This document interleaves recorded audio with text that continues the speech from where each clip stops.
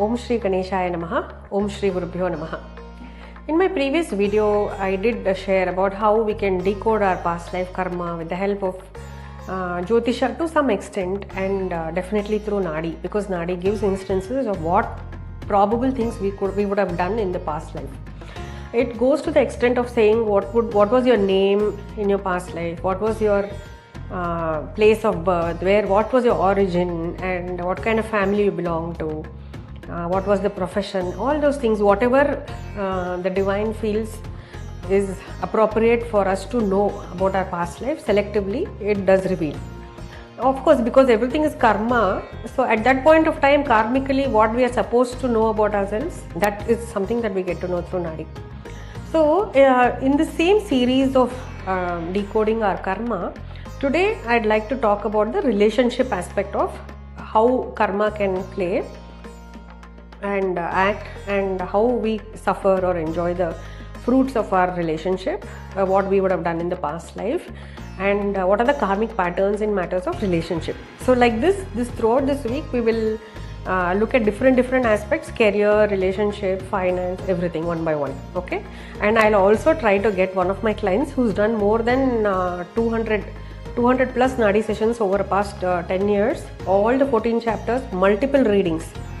So I would like to also get my client on board to have a small chat. Let's see, I've been chasing him for a while now. So if he agrees to come, and if we get a mutually convenient time, we will bring out some more truths about his personal experience with Nadi over a span of 10 years. Okay, now coming back to the subject regarding how karmic patterns are formed in terms of relationship. What I want to tell you is that, see, there are certain karmas which cannot change. For example, our parents. So we are born to son of, daughter of, so and so. Now, why is it like that? Because we cannot choose our parents, nor can the parents choose the child. They cannot say they want to have a Mekhala only as a child. They want to have Sachin only as a child. They want to have a Rishabh only as a child. Or they want to have another name, Anita, as a child. I'm just giving you random names. So they cannot think like, okay, this is how it has to be. When the child is born and it is formed, and the child evolves, then the mother also evolves, the parents also evolve. It's a journey by itself. It's nothing but a karmic journey. Now some children get fantastic parents, some parents get fantastic children. It can happen either way.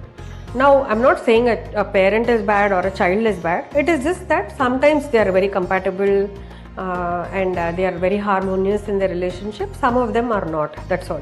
Some always have complaints, they have grudges, they have they feel the abuse. Okay, in my childhood I didn't get this, I didn't get that. We see a lot of children complaining about it to parents, holding grudge against them. We also see parents worried for their children. You know, many times they come and ask for a reading when the child is just born. They will ask questions like, do you think the child will stay with the parents or they will move abroad? Will my child take care of me? Will my child be compatible? Imagine the child will just be less than a year old and the parents are already worried about compatibility. So this happens because relationship can be in many ways. Okay, so some karmas will not change. Who your parents are, you cannot change.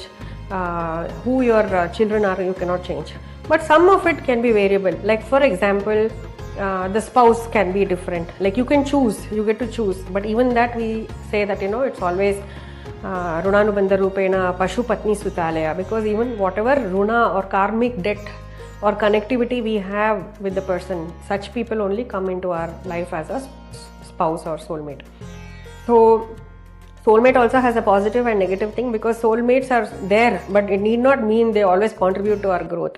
But most of the times when we use the word soulmate in normal parlance, we always refer to somebody whom we are very happy with, somebody who understands us, who's unconditional with us and all that. Okay, but in karmic patterns, especially when it comes to Nadi, we have seen that Nadi has revealed to a few of them, because I have witnessed these Nadi sessions myself over so many years now. I do see that Nadi does reveal how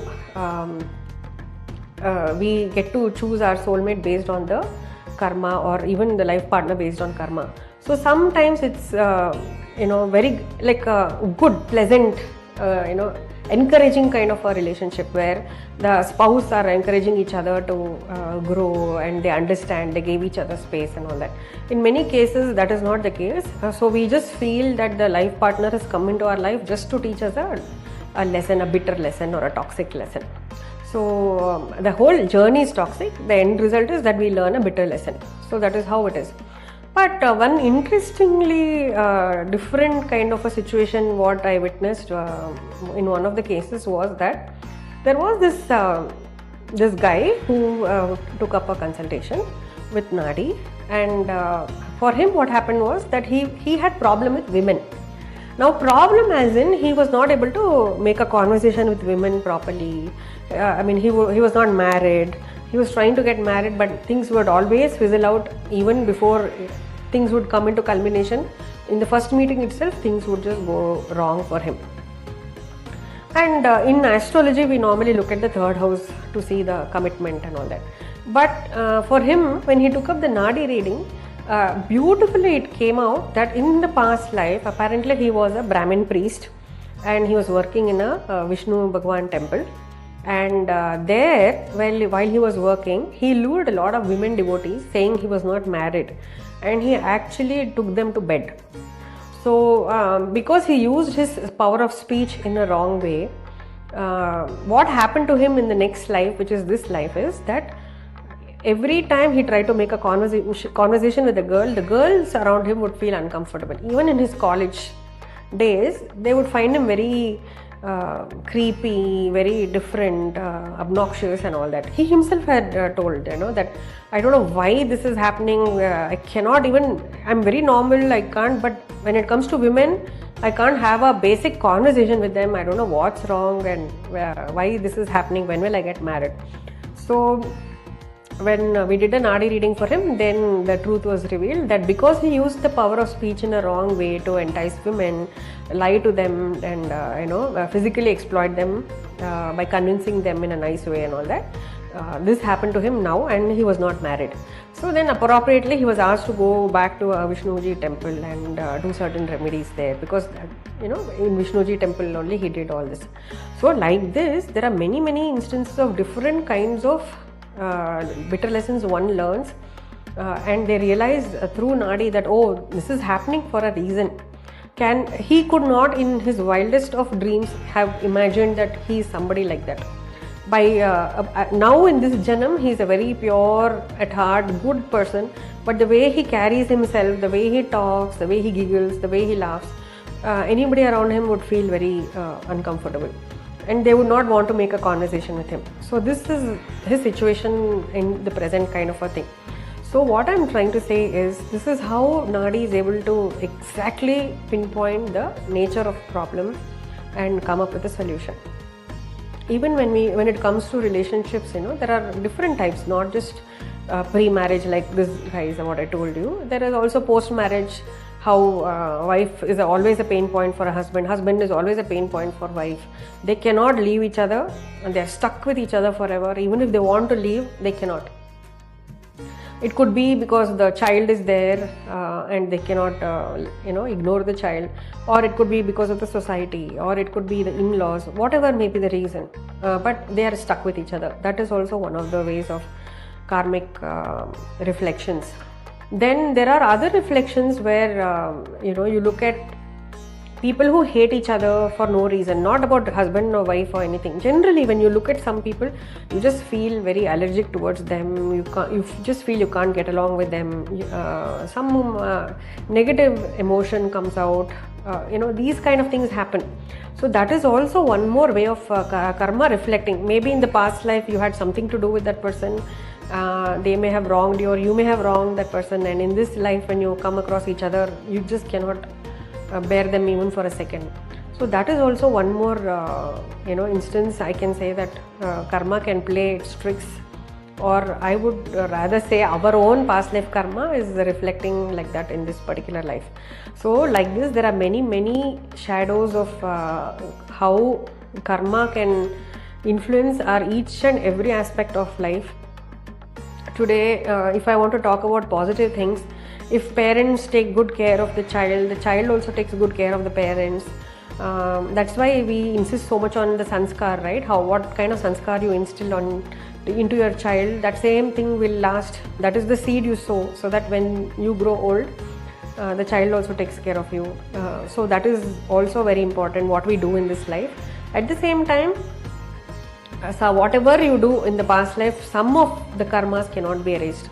But there are some karmic patterns of people who would have been in multiple relationships and multiple marriages, and after a couple of marriages, only like 2 or 3 marriages, the fourth one will be the right marriage for them. And till that experience happens, they will keep failing and they'll keep trying again. And some of them mock and say they've already had 2 failed marriages, why are they even trying another one? They could have just let it be, or she could have just let it be, or he could have let it be. But we don't understand that they are actually going through their own karmic journey, and till they complete that loop, they cannot exit. So it's like a karmic loop. They are just stuck in that. Rather, they are just fulfilling that karma, we can say. So like this, karma plays its roles in many ways, and it reflects in many ways. Some teachers are very good with us, and we learn excellently. We learn from them. We become thorough. We shine a lot and all that. But there are some teachers that even if you perform well, they don't recognize you. They don't give you marks. So many times it's happened.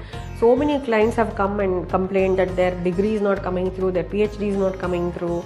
Their guides are not cooperating because of some karmic connection will be there.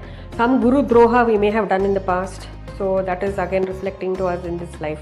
So that is another example that I can think of. Like this, there are many more instances. In my part 2, I will elaborate more on a few more examples how Nadi has revealed how our karma is manifesting in this present life based on the past life instance. Stay tuned.